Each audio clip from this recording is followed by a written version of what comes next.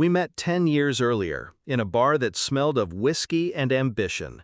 He was magnetic then, confident, sharp. I was young enough to mistake arrogance for charm. He said he wanted to build a life with me, and I believed him.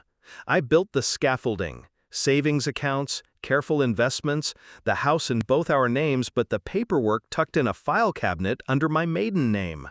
He never noticed. He was too busy networking, which meant drinks, cards, and debts he didn't think I knew about. I knew. I always knew. I just chose not to see it. Until the cabin. Costa Rica wasn't an escape. It was an alibi. While he thought I was missing, I was very present. In banks, on encrypted calls, behind VPNs. My fingerprints had been removed from our shared accounts months before. His signature alone kept the debt collectors at bay. Funny thing about debt, when you're married, creditors come sniffing at both doors, unless you've been meticulous. Unless you've built your life so that every document, every account, every insurance policy routes to you, not them. I had. The cabin wasn't my first betrayal. It was just my first undeniable one. His sister called 2 weeks later. Her voice was wrecked, splintered. "They found him," she whispered. "In the cabin. Self-inflicted. He left a note. He said he couldn't find you. He said he was sorry."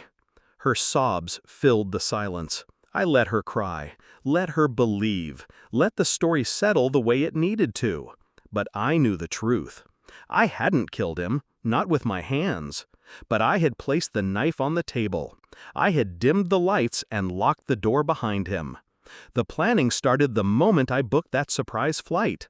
Something in me already suspected. The bourbon was a test.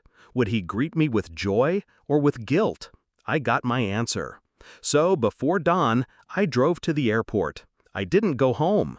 Instead, I slid into a digital life I'd prepared quietly, secretly. One my husband never cared enough to ask about. A second phone, offshore accounts, a passport in a fireproof box. He thought I was careless with details. That was the joke. Details were all I collected. While he spent those 2 weeks spiraling, calling my phone, filing missing person reports, trying to figure out if the insurance money could come quicker, I was in a beachfront cafe, sipping coffee, watching the tide. And transferring everything.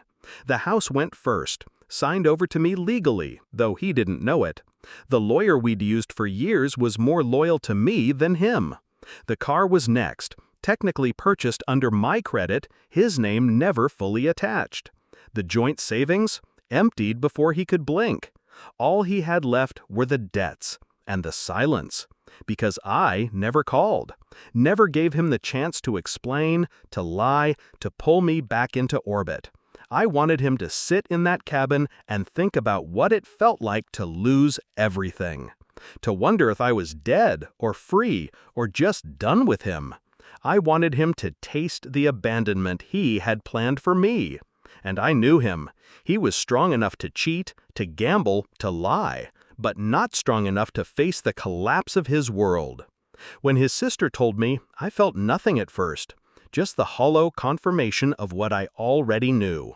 Then, slowly, a shift. Relief, not grief. A quiet freedom settling over me like a sepent skin.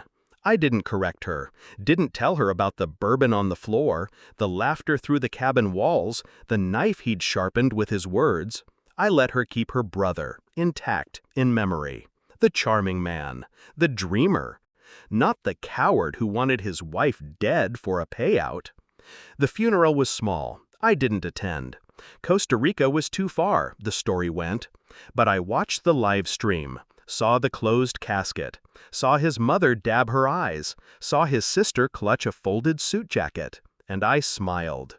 Not because he was gone, but because I was free, and he would never touch another piece of my life again. People say revenge is fire, burning through everything, leaving you ash. They're wrong.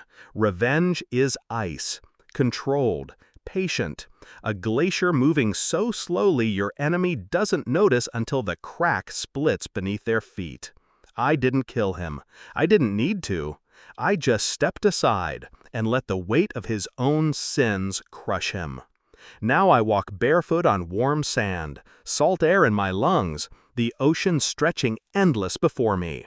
My bank account secure, my passport stamped, my future unchained.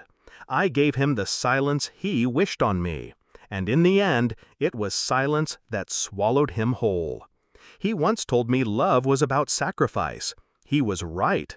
Only he didn't realize I'd never been the one sacrificed. He was, and I was the one holding the blade he forged.